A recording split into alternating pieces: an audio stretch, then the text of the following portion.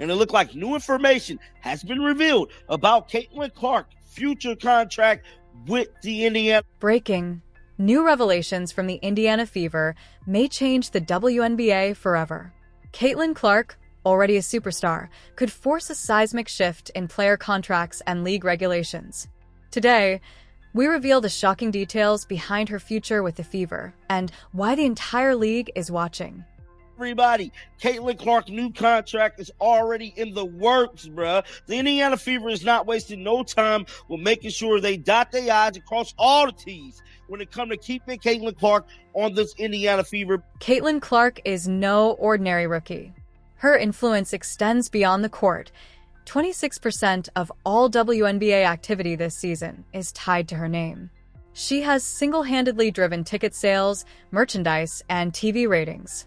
To put it in perspective, 1 out of every 6 WNBA tickets sold is connected to Caitlin Clark. The Fever know that losing her could be catastrophic.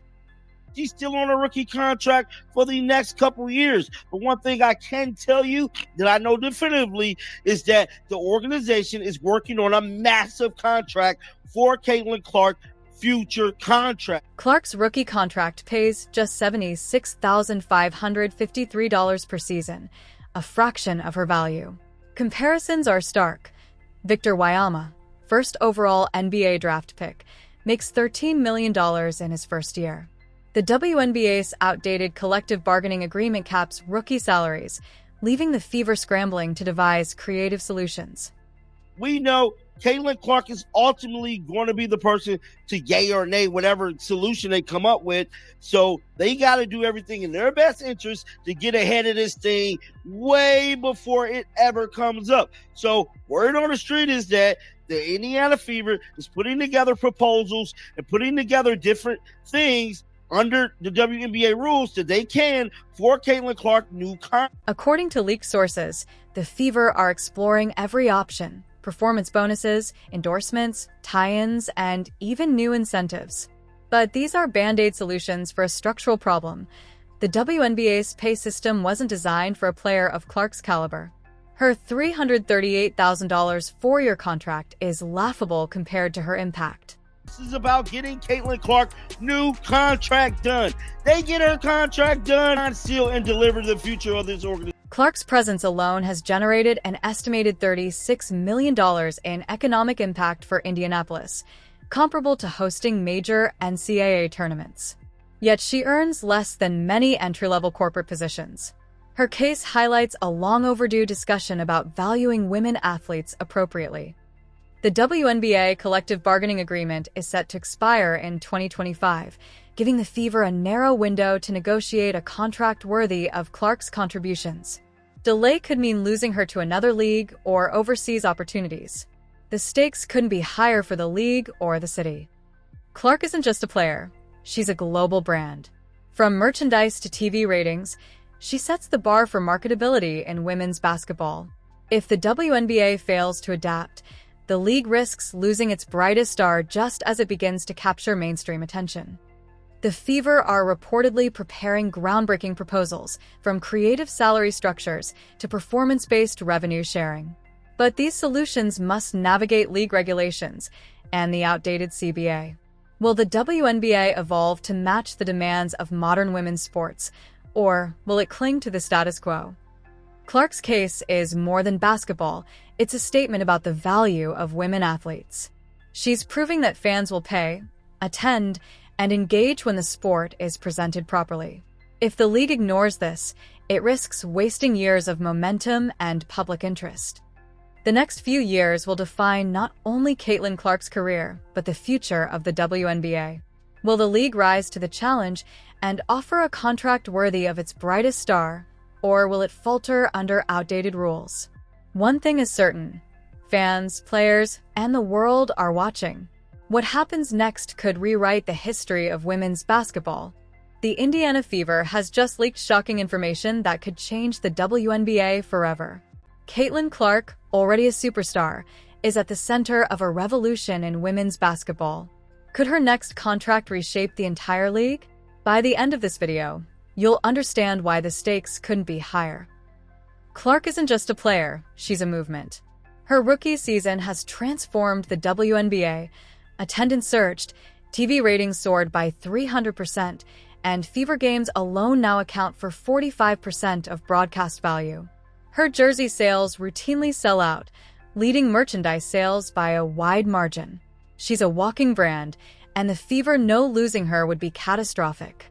Yet despite her impact, Clark's rookie salary is capped at just $76,553 per season.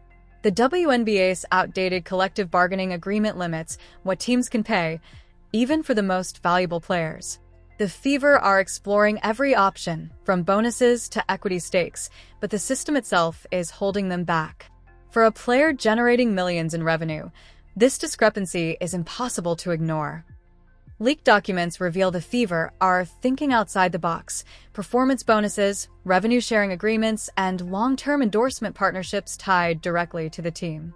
Each idea is designed to compensate Clark fairly without violating league rules.